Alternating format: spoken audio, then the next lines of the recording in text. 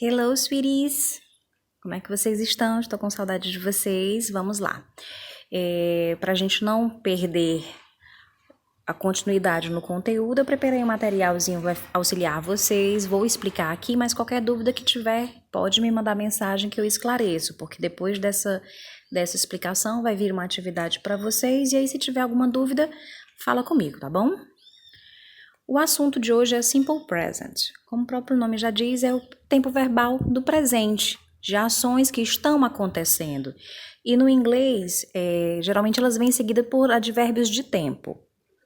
Aqui eu coloquei apenas alguns para exemplificar, mas existem muito mais. Os advérbios que eu coloquei aqui é now, que significa agora, always, que significa sempre, never, que significa nunca, today, significa hoje, sometimes, às vezes, usually, usualmente, geralmente, tá bom? Vamos lá seguir. Regras.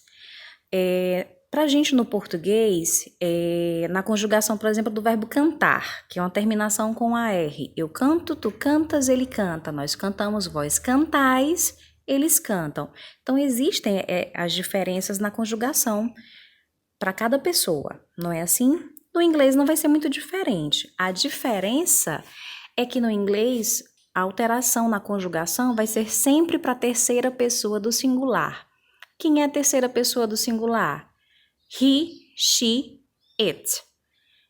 Certo? Coloquei aqui como exemplo a conjugação do verbo to work, que é o verbo trabalhar.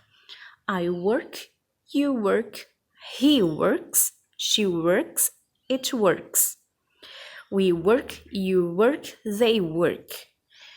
Percebam que foi acrescentado aí no he, she e it um Szinho no final do verbo.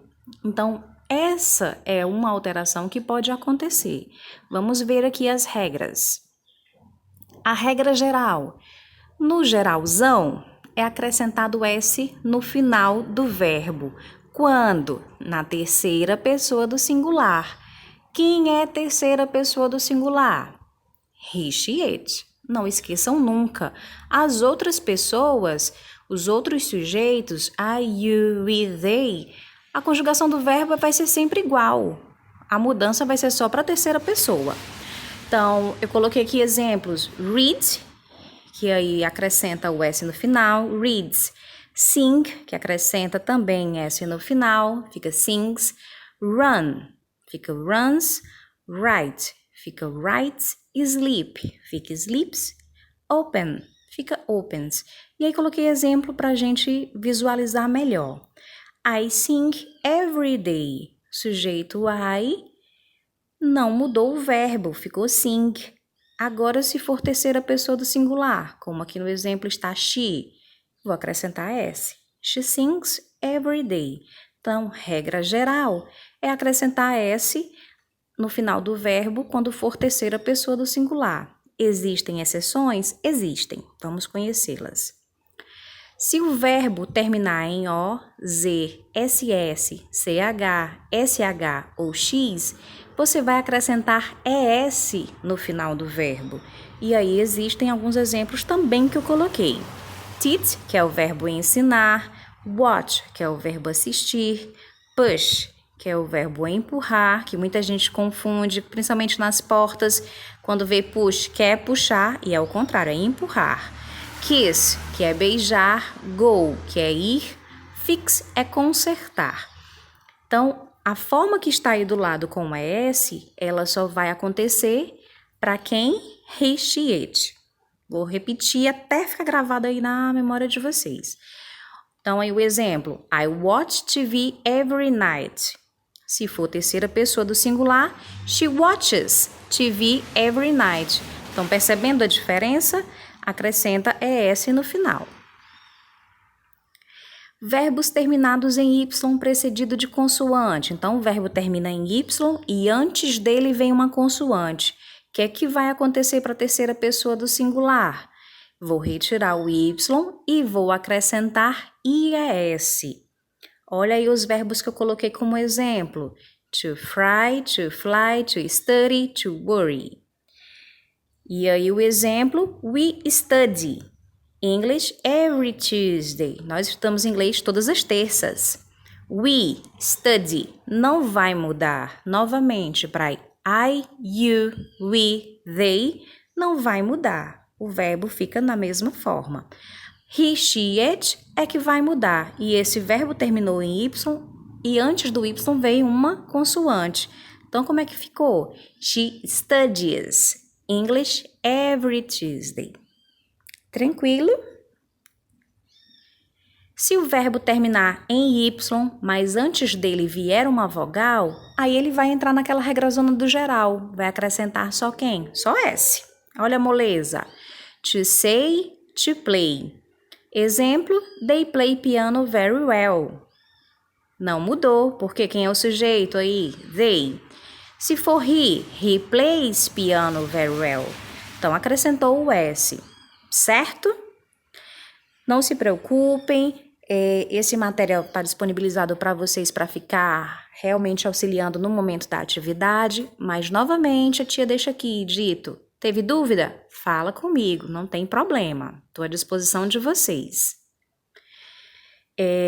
A forma negativa.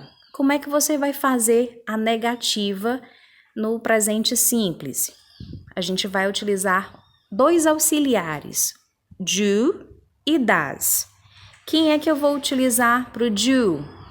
Os sujeitos I, you, we, they. Quem é que eu vou utilizar para o das? He, she, it.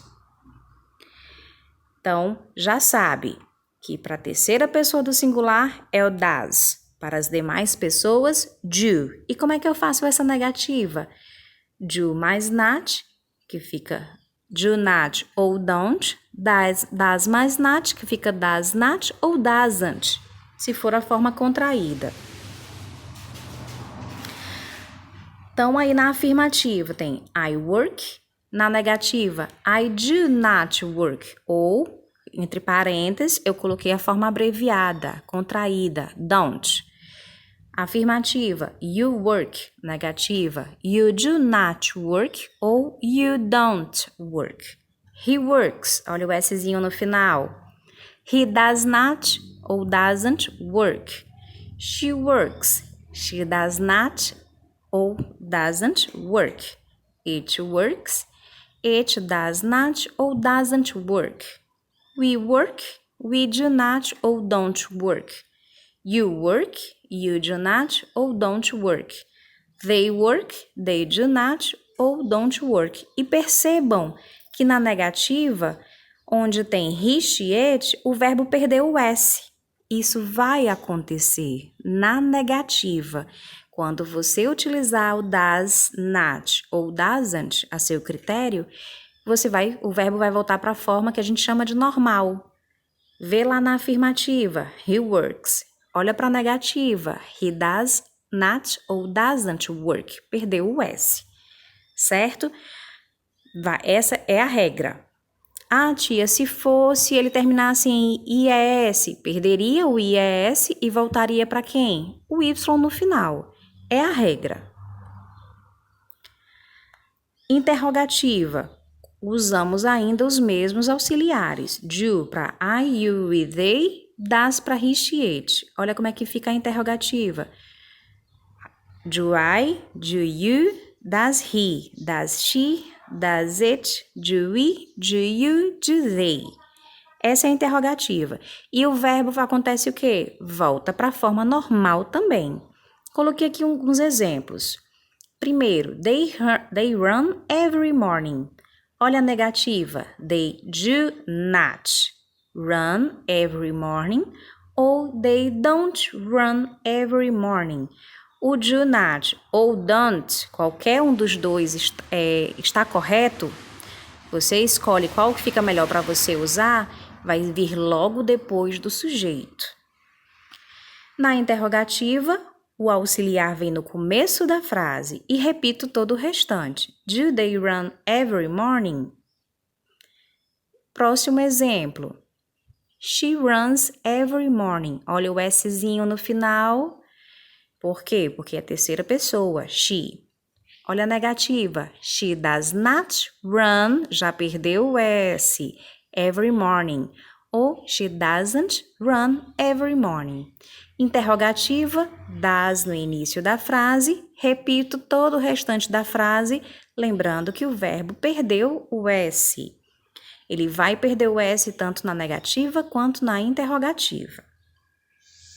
Próximo exemplo, I try to do my best. Negativa, I do not try to do my best ou I don't try to do my best. Interrogativa, do I try to do my best? Tranquilo?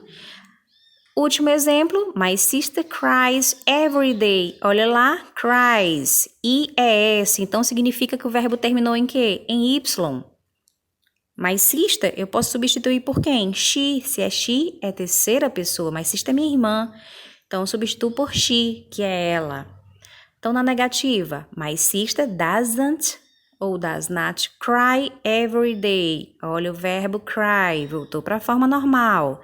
Na interrogativa, does my sister cry every day? Também voltou para a forma normal. Certo? Já dá para perceber que vocês entenderam tudo. Ótimo! E aqui eu deixo uma mensagem para vocês. Olha quem aparece na mensagem, o does e o do. It does not matter how slowly you go, as long as you do not stop. Então, não importa em que velocidade você vai, se você vai lentamente, desde que você não desista.